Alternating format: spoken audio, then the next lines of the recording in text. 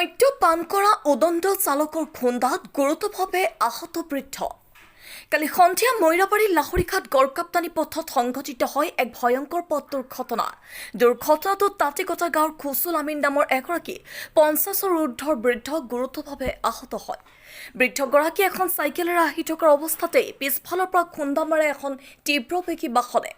আৰু দুৰ্ঘটনা সংঘটিত কৰা বাহনখনৰ নম্বৰ হৈছে AS02C4488।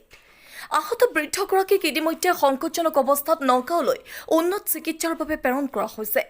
আনহাতে মৈৰাবাৰী আৰক্ষী থানাৰ আৰক্ষীৰ দল ঘটনাস্থলীত উপস্থিত হৈ বাহনখন জব্দ কৰাৰ লগতে ঘটনা সন্দৰ্ভত তদন্ত আৰম্ভ কৰে।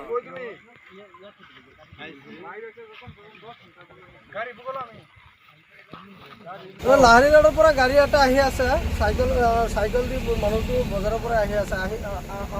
অহাৰ সময়তে চাইকেলটো কি খুন্দা মাৰি পেলাই থৈ গুচি গ'ল পলাই। কি গাড়ী? এইটো চেণ্টু গাড়ী এটা। পাছত আমালোকে তাক বিচাৰি পেলাই এই আমিনুল হুদাৰ ঘৰৰ ওচৰত পালোঁ।